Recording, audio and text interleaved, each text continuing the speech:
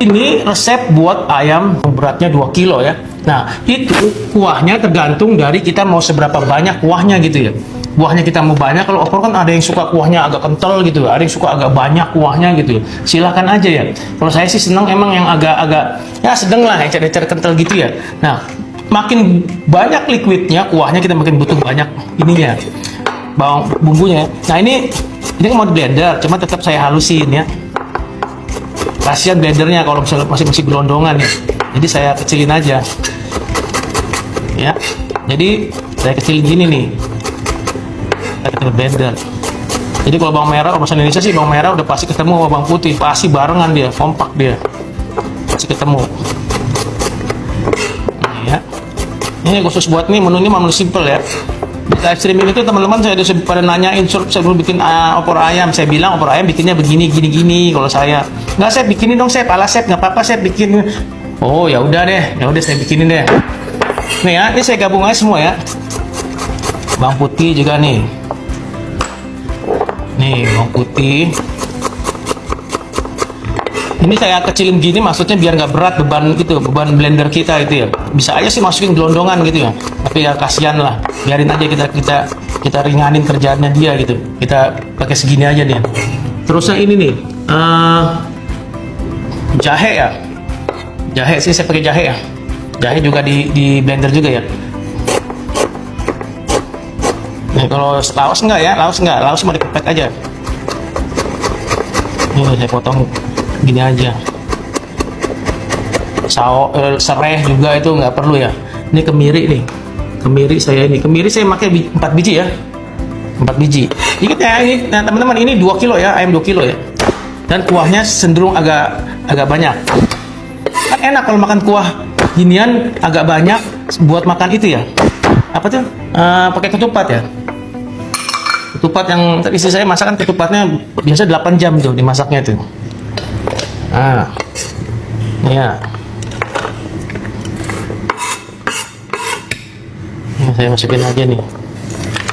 Teman-teman mau pakai air kayak mau pakai minyak sama aja. Kalau saya sih senang pakai air. Jadi blender saya nggak bakal itu. Saya pakai air aja blendernya. Toh ntar juga dia sama aja kok. Dia lama-lama airnya hilang di pannya itu, lama-lama ketumis-tumis juga. Kita ini pakai saya santan 1 kelapa, saya peres airnya kurang lebih setengah literan. Ya, wah, ada yang lupa nih. Nih, tumbar harus sangrai ya. Nih, saya sangrai dulu ketumbarnya, baru kita blender. Hampir lupa saya tuh. Nih ya, tuh tumbar. Sampai agak coklat-coklat dikit lah, nggak usah pakai minyak ya, biasa. Teman-teman yang udah biasa bikin mah, wah, cincai nih, merem aja. Ya, ini mah khusus yang baru-baru lah belum tuh. Nanti bakal saya blender bareng di sini ya. Baru kita tumis. Kayak dulu tuh. Kalau kita gini kita cium baunya ya. Bau ke atas gitu, wangi gitu ya. Nah itu tuh. Oke. Nah ini nih udah selesai. Saya masukin. Bakal saya blender nih. Oke deh. Kita lanjut. Oh untung nggak lupa nih. Nih. Jadi santan instan itu memang ya namanya buat instan ya. Kadang-kadang kalau kita di rumah, kalau kita misalnya bisa dapat yang fresh, otomatis kita mendingan bikin yang fresh ya. Tapi kalau misalnya mau yang instan ya nggak apa-apa. Cuma rasanya nggak itu ya, nggak seenak yang fresh ya. Itu nggak bisa dipungkiri itu. Ini saya panasin ya. Oke, saya panasin. Ini mau saya tumis nih. Ini udah halus banget ya, udah halus banget nih. Jadi yang lainnya sih nggak perlu di itu ya. Cuman di keprek aja tuh, serai, laos gitu ya. Minyaknya biasa ya, minyak biasa aja. Serai ya, serai dikeprek aja ya. Ini mau saya keprek nih. Tuh, cuman. Oh dia masukin blender nggak perlu ya karena ntar serat-seratnya banyak ya. Dia itu seratnya banyak. Ini makanya saya keprek aja. Kan nggak makan kalau kita makan ternyata banyak serat-seratnya gitu ya, banyak serat-seratnya kan nggak enak ya. Ini udah panas belum nih? Nih ya, ini saya masak langsung mulai ya. Nah, nanti kita masak ini sampai ini ya, sampai apa? Keluar tuh minyak-minyaknya tuh. Apinya gak usah gede-gede, masih gede-gede ya. Nih, ini saya kira udah bisa masukin nih ininya nih apa? Nih, yang saya keprek tadi tuh, masukin aja. Ya, ini serai juga nih.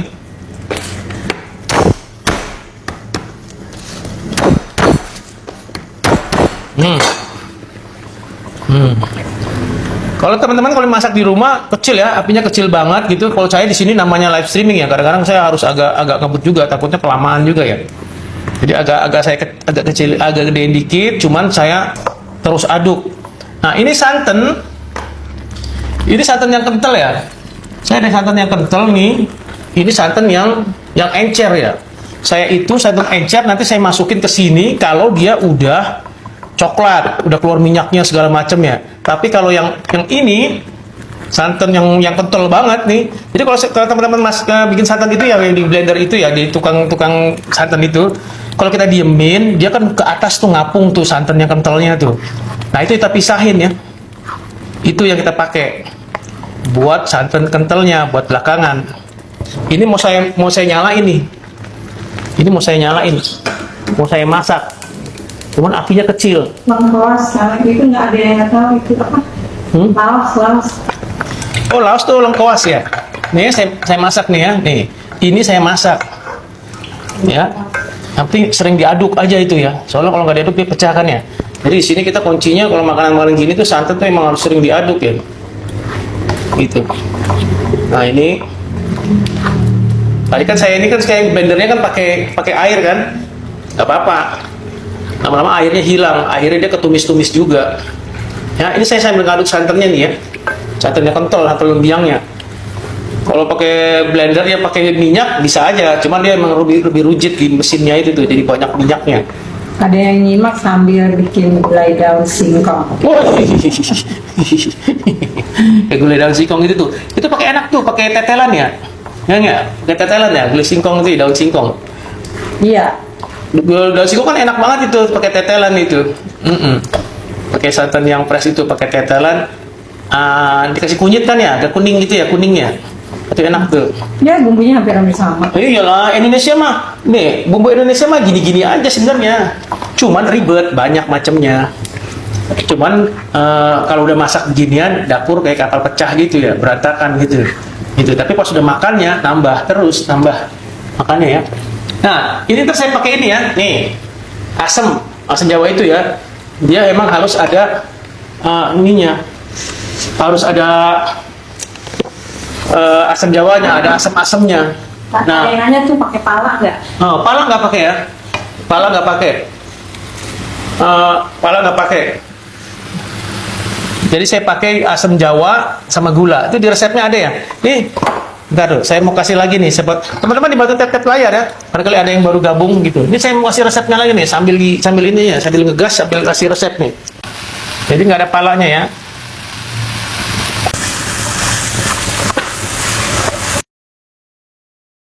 Kalau misalnya masak dari awal itu jangan pernah terlalu pede, langsung banyak, terus kita kasih bumbunya gitu. Kita masak airnya masuk nih ya, kita kasih garam langsung banyak. Jangan, kita harus mikirin bagaimana nanti dia reduce ya, makin saat dia makin asin. Jadi kita ngasihnya kira-kira aja, kira-kira cukup nih segini. Nanti kalau misalnya nanti kurang, tinggal nambahin gampang. Makanya kalau misalnya kayak begini masak nih, saya nggak bakal ngasih langsung misalnya santan udah masuk, ayam udah masuk, santan masuk, semua udah lengkap gitu. Pasti sening, saya nggak bakal ngasih banyak. Saya bakal lebih ngasih ibaratnya sekira-kira cukup aja gitu. Kalau kurang saya bisa tambahin, nggak apa-apa. Yang penting udah ada rasa dasarnya. Tapi kalau udah keasinan, nah itu yang kita susah ngakalinya, ya. Mendingan kurang gitu. Yang penting ada rasanya. Nggak bisa santan ayam udah masuk, udah diaduk, udah rata, tapi nggak kita kasih bumbu, nggak kita kasih garam. Kita kasih garamnya nanti belakangan pas dia udah ayamnya matang baru kasih bumbu, ya nggak bisa kan? Ya kan nggak bisa meresap ya. Kalau kita cium gini baunya tuh bau kayak bumbu-bumbu digoreng tuh gimana sih ya? Kayak kita punya bumbu ya emang jadi jatuhnya kayak seperti digoreng udah matang. nggak lagi kecium bau-bau kayak mentah gitu. Nah ini sampai kayak gini ya, harus berani ya, gelap begini ya. Jangan masih pucat-pucat aja diituin ya. Nah ini baru ayamnya nih ya, ayamnya saya masukin.